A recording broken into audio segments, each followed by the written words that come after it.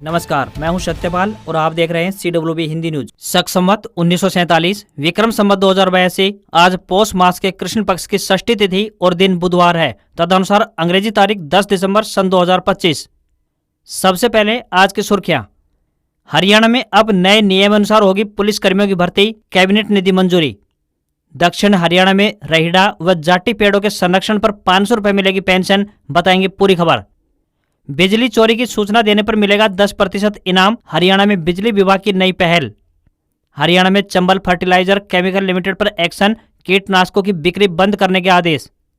हरियाणा में हड़ताली डॉक्टरों पर सरकार ने एस्मा लगाया, लेटर जारी हुआ, मंत्री आरती राव बोली डॉक्टर स्ट्राइक खत्म करें। हरियाणा में नए जिले पर फिर से मंथन, 11 नए जिले बनाने का प्रस्ताव रखा। रोहतक में डॉक्टरों की हड़ताल का मिलाजुला असर दिखाई दिया, सिविल अस्पताल में सेवाएं नहीं हुई प्रभावित, जांच के लिए बाहर से आया स्टाफ। पंजाब नेशनल बैंक सहित 6 बैंकों ने घटाई होम लोन की ब्याज दरें, अब इंटरेस्ट रेट 7.10% से शुरू। दक्षिण हरियाणा बिजली वितरण निगम ने औद्योगिक इकाइयों को दी बड़ी राहत, इंडस्ट्रीज को रात में सस्ती दरों पर मिलेगी बिजली। सरकारी नौकरी अपडेट, हरियाणा हेल्थ डिपार्टमेंट में 450 पदों पर भर्ती का नोटिफिकेशन हुआ जारी, आवेदन शुरू, सैलरी 56,000 रुपए से अधिक।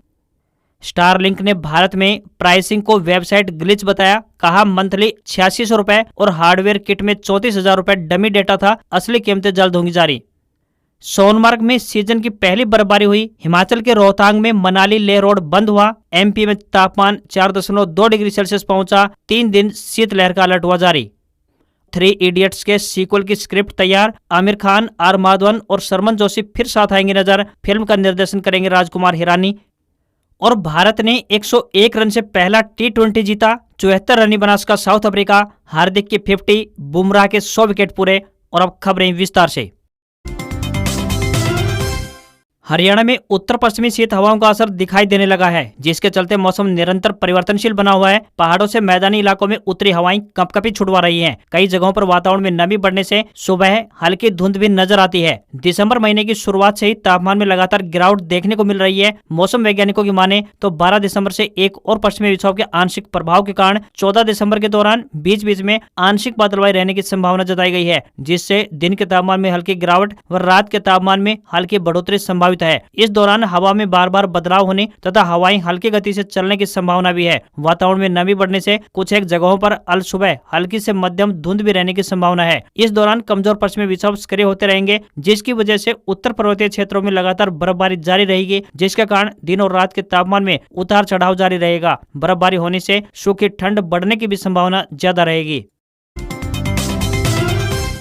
हरियाणा कृषि एवं किसान कल्याण विभाग ने सब्सिडी वाले उर्वरकों के साथ जबरन टैगिंग और बिना अनुमति कीटनाशक बिक्री के गंभीर आरोपों पर कड़ा रुख अपनाया है। विभागीय जांच में आरोपों की पुष्टि होने के बाद कंपनी पर तत्काल कार्रवाई करते हुए पूरे प्रदेश में कीटनाशकों की बिक्री बंद करने और 1 सप्ताह में पूरा स्टॉक बाजार से उठाने के आदेश जारी किए हैं। वहीं सोनीपत में तकरीबन 7 केंद्र हैं, जहां से हजारों किसान खाद खरीदते हैं और विभाग ने पत्र जारी कर पूरे हरियाणा के लिए आदेश जारी कर दिया है। कृषि विभाग को company Chambal fertiliser and chemical limited के खिलाफ लगातार शिकायतें मिल रही थी। अंबाला के नारायणगढ़ स्थित भोले शंकर ट्रेडिंग कंपनी की शिकायत जन संवाद पोर्टल पर भी की गई थी और उसकी जांच DDA अंबाला द्वारा की गई। जांच रिपोर्ट में स्पष्ट हो गया कि कंपनी सब्सिडी वाले उर्वरकों के साथ कीटनाशकों और अन्य उत्पादों की टैगिंग कर रही थी। रिपोर्ट के अनुसार कंपनी ने तकरीबन 1 करोड़ रुपए के सब्सिडी वाले उर्वरक और 43,88,000 रुपए के कीटनाशक और अन्य प्रोडक्ट्स टैगिंग के साथ बेचे, जिससे नियमों का स्पष्ट उल्लंघन साबित होता है। विभाग ने पाया कि कंपनी हरियाणा से बाहर स्थित कुछ निर्माताओं के कीटनाशक बिना राज्य में अनिवार्य पंजीकरण के बेच रही थी। यह बिक्री भी सब्सिडी वाले उर्वरकों के साथ टैगिंग करके की जा रही थी, जो विभागीय निर्देशों का गंभीर उल्लंघन है। पूरे मामले की विस्तृत जांच और तथ्यों की समीक्षा करने के बाद कृषि एवं किसान कल्याण विभाग हरियाणा के निदेशक राजनारायण कौशिक IAS ने कंपनी के खिलाफ कड़ी कार्रवाई करते हुए घोषणा की है। जारी आदेशों में कहा है कि कंपनी को हरियाणा में कीटनाशकों और अन्य उत्पादों की बिक्री तुरंत बंद करने के निर्देश दिए हैं। साथ ही बाजार में उपलब्ध शेष स्टॉक को 1 सप्ताह के भीतर उठाने को भी कहा गया है। हरियाणा सरकार ने हड़ताली डॉक्टरों पर एस्मा लागू कर दिया है। इसके लिए राज्यपाल की ओर से आधिकारिक लेटर जारी किया गया है। उसमें कहा गया है कि गंभीर रूप से बीमार और अन्य मरीजों की देखभाल सुनिश्चित करने और आम जनता को जरूरी चिकित्सा सेवाएं बिना किसी रुकावट के देने के लिए स्वास्थ्य विभाग के डॉक्टर या फिर अन्य कर्मचारी कोई भी हड़ताल नहीं कर सकते। राज्यपाल ने यह भी स्पष्ट किया है कि रोगी देखभाल और जरूरी स्वास्थ्य सेवाओं की निरंतरता बनाए रखना जनहित में जरूरी है। इसलिए अगले 6 महीने तक स्वास्थ्य विभाग के सभी डॉक्टर और कर्मचारी किसी भी प्रकार की हड़ताल नहीं कर सकते। इससे पहले हरियाणा में डॉक्टरों की हड़ताल को लेकर बुलाई गई स्वास्थ्य विभाग की बैठक के बाद मंत्री आरती राव ने एक वीडियो जारी किया। उन्होंने कहा कि HCMA ने 2 दिन की हड़ताल का ऐलान किया था और उनकी कई मांगों पर सरकार विचार कर रही है। उन्होंने दावा किया कि स्ट्राइक के दौरान किसी भी जरूरी हेल्थ सर्विस को रुकने नहीं दिया गया। इसके बावजूद मंगलवार को कई सरकारी अस्पतालों में डॉक्टरों के केबिन खाली नजर आए। हरियाणा में नए जिलों को लेकर चंडीगढ़ में कैबिनेट सब कमेटी ने बैठक की, जिसमें 11 जगहों असंध, नारायणगढ़, मानेसर, पटौदी, पिहोवा, हांसी, बरवाला, सफीदो, गोहाना और डबवाली पर नया जिला बनाने पर चर्चा की गई। कमेटी ने 62 प्रस्तावों को देखकर एक रिपोर्ट तैयार की है, जिसे मुख्यमंत्री नायब सिंह सैनी को भेज दिया गया है। सरकार को 31 दिसंबर 2025 से पहले फैसला लेना होगा, क्योंकि जनगणना शुरू होने से पहले सीमा बदलने की यही आखिरी तारीख भी है। नए जिले बनाने के लिए 125 से 200 गाँव, 4 लाख से ज्यादा आबादी और 80,000 हेक्टेयर से अधिक क्षेत्र वाला मानक रखा गया है। नए जिलों को लेकर आए सभी 62 प्रस्तावों पर एक एक करके चर्चा की गई। कमेटी ने इन्हें आधार बनाकर अंतिम रिपोर्ट भी तैयार की है, जिसे सीएम नायब सिंह सैनी के पास भेजा जा रहा है। सिर्फ नए जिले ही नहीं, बल्कि संभावित सब डिवीजन, तहसील और उप तहसील के प्रस्तावों को भी बैठक में विस्तार से रखा गया, ताकि नया प्रशासनिक ढांचा संतुलित बन सके। हरियाणा के पुलिस महानिदेशक डीजीपी शत्रुजीत कपूर की 2 माह की छुट्टी 14 दिसंबर को समाप्त हो रही है। फिलहाल डीजीपी का कोई पद खाली नहीं है, इसलिए सरकार शत्रुजीत कपूर को हटाने के विकल्प पर विचार कर सकती है। यूपीएससी ने सरकार द्वारा भेजा गया डीजीपी पैनल वापस लौटा दिया है, यह कहते हुए कि वर्तमान में डीजीपी का पद खाली नहीं है। बताया गया है कि आईपीएस वाई पूर्ण कुमार सुसाइड केस में नाम आने के बाद शत्रुजीत कपूर छुट्टी पर हैं। उनकी अनुपस्थिति में डीजी रैंक के आईपीएस ओपी सिंह को डीजीपी का अतिरिक्त प्रभार दिया गया है। ओपी सिंह 31 दिसंबर को रिटायर होंगे, इसलिए प्रदेश में नए डीजीपी की नियुक्ति की प्रक्रिया जल्द आगे बढ़ सकती है। अब हरियाणा सरकार को तय करना है कि शत्रुजीत कपूर को कहां लगाया जाए। उन्हें या तो फिर से डीजीपी के पद पर नियुक्त किया जाएगा या किसी अन्य विभाग में भेजा जाएगा। यदि सरकार दोबारा पैनल भेजती है तो सबसे पहले कपूर के मामले में फैसला करना होगा। चर्चा है कि वे पहले पावर डिपार्टमेंट में सीएमडी रह चुके हैं, इसलिए उन्हें वहां का एसीएस बनाया जा सकता है। इसके अलावा हाल ही में केंद्र के bureau of police research and development में डीजी का पद रिक्त हुआ है और वे वहां पहले से इनपैनल्ड हैं, इसलिए यह विकल्प भी उनके लिए खुला रहेगा। हरियाणा बिजली वितरण निगम यानी उत्तर हरियाणा बिजली वितरण निगम ने हरियाणा में बिजली चोरी की घटनाओं पर रोक लगाने के लिए एक ठोस कदम उठाया है। अब बिजली चोरी करने वाले की सूचना देने पर वसूली का 10% इनाम के रूप में शिकायत करने वाले को मिलेगा। निगम ने आम नागरिकों से अपील की है कि वे बिजली चोरी से संबंधित जानकारी गोपनीय रूप से देकर इस अभियान में अपना योगदान दे सकते हैं। निगम के प्रवक्ता ने बताया कि नागरिक अब बिजली चोरी की शिकायत निम्न माध्यमों से दर्ज करवा सकते हैं। निगम का पोर्टल xyz.uhbvn.org.in पर दे सकते हैं या टोल फ्री नंबर 1800 180 73 32 पर दे सकते हैं। इसके अलावा एक व्हाट्सएप नंबर जारी किया गया है 91 155 19 00। इसके अलावा एक ईमेल दी गई है informtheft@uhbvn.org.in पर शिकायत कर सकते हैं। शिकायतकर्ता की पहचान पूरी तरह से गोपनीय रखी जाएगी। शिकायतों पर 1 सप्ताह के अंदर छापेमारी और जांच अनिवार्य रूप से की जाएगी, जिनकी निगरानी अधिकारियों की टीम करेगी। प्रवक्ता ने जनता से अपील करते हुए कहा है कि बिजली चोरी राज्य और राष्ट्र के विकास में बड़ी बाधा है। इस योजना का लक्ष्य बिजली चोरी रोकना और ऊर्जा संरक्षण को बढ़ावा देना है। लोगों की छोटी सी भागीदारी सूचना निर्बाध एवं गुणवत्तापूर्ण बिजली आपूर्ति करवाने में महत्वपूर्ण भूमिका निभा सकती है। हरियाणा में पुलिस के करीब 6000 पदों पर जल्द शुरू होने वाली भर्ती प्रक्रिया से पहले राज्य सरकार ने भर्ती प्रक्रिया में महत्वपूर्ण बदलाव किए हैं। हरियाणा मंत्रिमंडल ने कांस्टेबल और सब इंस्पेक्टर की भर्ती प्रक्रिया को अपडेट करने के लिए मंजूरी दे दी है। ये बदलाव हरियाणा संशोधन अधिनियम 2025 के रूप में जारी किए जाएंगे। इन बदलावों के अनुसार शारीरिक माप परीक्षा यानी पीएमटी और शारीरिक स्क्रीनिंग टेस्ट यानी पीएसटी पास करने वाले उम्मीदवारों को हरियाणा कर्मचारी चयन आयोग द्वारा शॉर्टलिस्ट किया जाएगा। आयोग अगले चरण ज्ञान परीक्षा के लिए रिक्तियों की संख्या के 10 गुना उम्मीदवारों को बुलाएगा। नॉलेज टेस्ट पूरी तरह से वस्तुनिष्ठ व बहुविकल्पीय प्रश्नों पर आधारित होगी, जिसमें उम्मीदवारों को 97% वेटेज दिया जाएगा। यह परीक्षा हिंदी और अंग्रेजी दोनों भाषाओं में होगी। प्रश्न पत्र में सामान्य अध्ययन, विज्ञान, करंट अफेयर्स, तर्क शक्ति, गणित, कृषि, पशुपालन से संबंधित प्रश्न पूछे जाएंगे। शरद मौसम की शुरुआत के साथ ही हरियाणा में स्थित औद्योगिक इकाइयों के लिए एक राहत भरी खबर सामने आई है। बता दें कि बिजली निगम ने सर्दी में रात को बिजली की डिमांड घटने पर औद्योगिक इकाइयों को सस्ती दरों पर बिजली देने का फैसला लिया है। दक्षिण हरियाणा बिजली वितरण निगम यानी DHBVN द्वारा इंडस्ट्रीज के ST कनेक्शन पर नाइट टाइम टैरिफ लगाएगा। रात को 10 बजे से लेकर सुबह 5:30 बजे तक इंडस्ट्री चलाने पर इन उपभोक्ताओं को बिजली बिलों में छूट मिल सकेगी। बड़ी इंडस्ट्रीज को योजना से 3 रुपए प्रति यूनिट तक का लाभ होगा। 66 kV लाइन्स की इंडस्ट्रीज को नॉर्मल चार्ज 6 रुपए 75 पैसे प्रति यूनिट लगता है, लेकिन अब रात को 10 बजे से लेकर सुबह 5:30 बजे तक 11 kV और 33 kV लाइन्स पर क्रमशः 4 रुपए 85 पैसे प्रति किलोवाट और 66 kV लाइन्स पर 3 रुपए 75 पैसे प्रति किलोवाट चार्ज लगेगा। दक्षिण हरियाणा बिजली वितरण निगम के इस फैसले से प्रदेश भर में स्थापित औद्योगिक इकाइयों को बड़े स्तर पर राहत पहुंचेगी। इन्हें सस्ती दरों पर बिजली की सुविधा का लाभ मिल सकेगा। हरियाणा में प्राणवायु देवता पेंशन स्कीम की तर्ज पर सरकार रहीड़ा और जाटे पेड़ों के संरक्षण पर प्रति वर्ष 500 रुपए पेंशन देने की शुरुआत करने जा रही है। वन संपदा के संरक्षण को मजबूत बनाने के उद्देश्य से दक्षिण हरियाणा के विशेषकर महेंद्रगढ़, सतनाली, चरखी दादरी, बाडड़ा, लोहारू क्षेत्रों में रहीड़ा और जाटे के संरक्षण को बढ़ावा देने के लिए नई योजना तैयार की जा रही है। चंडीगढ़ में विभागीय अधिकारियों के साथ समीक्षा बैठक के दौरान वन एवं पर्यावरण मंत्री राव नरवीर सिंह ने ये जानकारी दी। मंत्री ने कहा कि जिन किसानों के खेतों में रहीड़ा और जाटे के पेड़ सुरक्षित रहेंगे उन्हें प्रोत्साहन स्वरूप प्रति वर्ष 500 रुपए की राशि प्रदान की जाएगी। इसे आगे वर्ष दर वर्ष बढ़ाया भी जाएगा। बता दें कि हरियाणा के कुछ जिलों में मिलने वाला रहीड़ा एक औषधीय पेड़ है। इस पर अनार के पौधों की तरह लाल रंग के फूल लगते हैं। इसकी लगातार संख्या घट रही है। लकड़ी में प्रयोग होने के अलावा अनेक लोग इन्हें खेतों से फसल को नुकसान पहुंचाने के डर से हटा देते हैं, जबकि यह फसल को लाभ पहुंचाता है। वहीं दक्षिण हरियाणा का चंदन कहा जाने वाला जाटे का पेड़ लोक संस्कृति का अभिन्न भाग है। दक्षिण हरियाणा के खेतों में बहुतायत में पाए जाने वाला यह बहुउपयोगी पेड़ यहाँ के तेज त्योहारों में भी जुड़ा हुआ है। नवंबर दिसंबर के मास में इस पेड़ की छंगाई की जाती है, जिसमें पेड़ के लगभग सभी शाखाओं को काट दिया जाता है। इस छंगाई से एक और जहाँ सर्दियों में गेहूं, जौ, चने व सरसों की फसलों को पूरी धूप मिल पाती है, तो वहीं इससे किसानों को ईंधन व चारा भी मिलता है।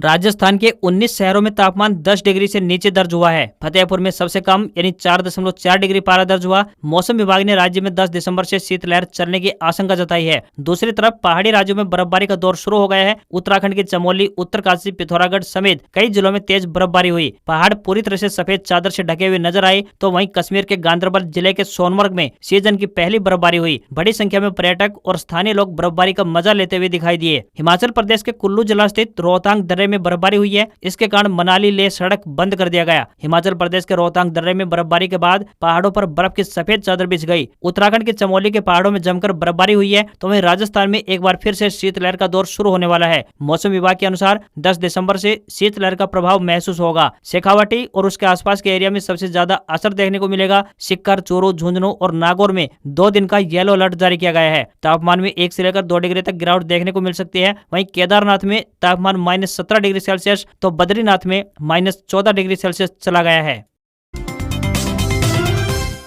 राज्यसभा में राष्ट्रीय गीत वंदे मातरम पर मंगलवार को चर्चा हुई। गृह मंत्री अमित शाह ने कहा, जो लोग वंदे मातरम के महत्व को नहीं जानते वे इसे चुनाव से जोड़ रहे हैं। अमित शाह के बयान को प्रियंका गांधी के बयान से जोड़कर देखा जा रहा है। एक दिन पहले लोकसभा में कांग्रेस नेता प्रियंका गांधी ने कहा था, वंदे मातरम गीत 150 साल से देश के आत्मा का हिस्सा है। आज इस पर बहस क्यों हो रही है? मैं बताती हूँ, क्योंकि बंगाल का चुनाव आ रहा है। मोदी जी उसमें अपनी भूमिका निभाना चाहते हैं। अमित शाह ने संबोधन में कहा, जब वंदे मातरम 100 साल का हुआ, पूरे देश को बंदी बना दिया गया। जब 150 साल पर कल सदन यानी लोकसभा में चर्चा शुरू हुई, तो गांधी परिवार के दोनों सदस्य यानी राहुल और प्रियंका नदारद थे। वंदे मातरम का विरोध नेहरू से लेकर आज तक कांग्रेस नेतृत्व के खून में है। दरअसल राष्ट्रीय गीत वंदे मातरम के 150 साल पूरे होने के मौके पर भारत सरकार की ओर से साल भर का कार्यक्रम आयोजित किया जा रहा है। वहीं नेता प्रतिपक्ष मल्लिकार्जुन खड़गे ने कहा, रुपए के गिरते स्तर पर मोदी ने साल 2012 में तत्कालीन प्रधानमंत्री मनमोहन सिंह से कहा था कि देश जानना चाहता है कि ऐसा क्या कारण है कि सिर्फ भारत का रुपया डॉलर के मुकाबले गिरता ही चला जा रहा है। ये सिर्फ आर्थिक कारणों से नहीं हुआ, ये आपकी भ्रष्ट राजनीति के कारण हुआ है। इस पर मल्लिकार्जुन खड़गे ने आगे कहा, मैं पूछना चाहता हूं कि क्या आपके साथ भी ऐसा ही हुआ है? क्या आप भी भ्रष्ट हैं? आपकी सरकार की हालत तो उससे भी बदतर हो गई है। उस समय डॉलर का रेट 55 से 60 रुपए था, लेकिन आज तो 100 रुपए के आसपास पहुंच गया है। Xiaomi की सब ब्रांड पोको ने भारत में अपना नया budget smartphone C85 5G launch कर दिया है। C सीरीज का latest edition 6.9 inch HD plus display और 6000 mAh की बड़ी बैटरी के साथ आया है। कंपनी का दावा है कि 106 घंटे तक म्यूजिक प्लेबैक चलेगा। फोन 3 कलर ऑप्शन यानी मिस्टिक पर्पल, स्प्रिंग ग्रीन और पावर ब्लैक के साथ बाजार में उतारा गया है। पोको C85 5G की सेल 16 दिसंबर दोपहर 12 बजे फ्लिपकार्ट पर शुरू होगी। कंपनी इंट्रोडक्टरी ऑफर में HDFC, ICICI या SBI कार्ड पर 1000 रुपए डिस्काउंट दे रही है। 4GB प्लस 128GB के साथ इसकी कीमत 12,499 रुपए रहेगी, तो वहीं 6GB प्लस 128GB के साथ फोन की कीमत 13,499 रुपए रखी गई है। वहीं 8GB प्लस 128GB के साथ 14,499 रुपए फोन की कीमत रहेगी। माइक्रो SD कार्ड से लेकर 1 TB तक आप इसकी मेमोरी बढ़ा सकते हैं। ड्यूअल सिम प्लस अलग से SD कार्ड स्लॉट, 3 चीजें एक साथ चला सकते हैं। वहीं फोन की IP64 रेटिंग धूल और बारिश की छींटों से बचाती है। फोन की साइड में फिंगरप्रिंट स्कैनर है। बड़ी बैटरी नॉर्मल यूज में 2 दिन से ज्यादा चल सकती है। कंपनी का दावा है कि इसमें म्यूजिक प्लेबैक 106 घंटे तक मिलेगा। फोन में 33 वाट फास्ट चार्जिंग दी गई है। फोन सिर्फ 28 मिनट में 50% चार्ज हो सकता है। फोन में 10 वाट का रिवर्स वायर्ड चार्जिंग भी मिलेगा।